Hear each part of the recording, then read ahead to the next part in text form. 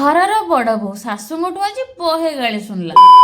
ହଠାତ୍ ମୋର କୁନି ନଣନ୍ଦଟିଏ ଆସି କହିଲେ, ଭାଉଜ ଚାଲ ଆଜି ମେଳାର ଶେଷ ଦିନ ଟିକେ ବୁଲି ଆସିବା। ତାଙ୍କ ମତରେ ମତ ଦେଇ ବାହାରି ପଡିଲେ ଟିକେ ମେଳା ବୁଲି ଆସିବା ପାଇଁ। ଆଜ୍ଞା ଗୋଟେ ସତ କଥା ଜାଣିଛନ୍ତି, ମୋ ସ୍ୱାମୀ ସବୁବେଳେ ଚାହାନ୍ତି କି ମୁଁ କେମିତି ମେଳା ବୁଲିବାକୁ ନ ଯାଏ। କାହିଁକି କଣ ମୁଁ ଏତିକି ଜାଣିପାରୁନାହାନ୍ତି, ସ୍ୱାମୀଙ୍କ ପକେଟରୁ ପଇସାଟା ଖର୍ଚ୍ଚ ହେଇଯିବ ନା, ତ ସେଥିପାଇଁ। ପ୍ରଥମ ଥର ଯେବେ ମୁଁ ଗଣେଶ ଠାକୁରଙ୍କୁ ଦେଖା କରିବାକୁ ଆସିଥିଲି ସେତେବେଳେ ବହୁତ ଭିଡ ଥିଲା, କିନ୍ତୁ ଆଜି ଯେହେତୁ ମେଳାର ଶେଷ ଦିନ ଥିଲା ବହୁତ ବଢିଆ ସେ ଦର୍ଶନ ହେଇପାରିଲା। ବିଶ୍ୱାସ କରିବେନି, ଏଇଠି ଗୋଟେ ଗୋଟେ କ୍ଲଚର ଦାମ ହଉଛି 50 ରୁପିଜ। ଭାବି ପାରୁଛନ୍ତି ତ କୋଉ ଭଳିଆ ଏମାନେ ଲୁଟୁଛନ୍ତି। ତାପରେ ସେଇଠୁ ମୁଁ ମନ ଦୁଃଖରେ ପଳେଇ ଆସିଲି। ହଠାତ୍ ଦେଖିଲି କି ଏଇଠି ମୁଦି, କାନର ଚେନ ସବୁ କିଛି ଏଠି ମିଳୁଛି, ଆଉ ଏଇଠି ବହୁତ ଭିଡ ବି ଲାଗିଛି। ହଁ ପ୍ରଥମରୁ ଏଇଠି ମୋ ସହିତ ଅଶୁଭ ଘଟି ସାରିଲାଣି। ତଥାପି ଆଗ ପଛ କିଛି ନ ବିଚାରି 2-4ଟା ମୁଦି କିଣି ପକେଇଲି, ଯୋଉଟାକୁ ଦେଖିକି ବୋଉ ଆମର ବହୁତ ରାଗିଥିଲେ, ମାନେ ଶାଶୁମା। କହିବାର କାରଣ ଏଇଆ କି ଘରେ ତ ସୁନା ମୁଦି ରଖା ହେଇଛି, ସେ ସବୁ ପିନ୍ଧୁନୁ, ଏସବୁ ପିନ୍ଧିକି କାହିଁକି ହାତକୁ ଖରାପ କରୁଛି। ମୋ ପାଇଁ ଯଥେଷ୍ଟ ହେଲାନି ଯେ ଶେଷରେ ଇନ୍ଦ୍ର ଦେବତା ବି ମୋ ଉପରେ ବର୍ଷିଗଲେ।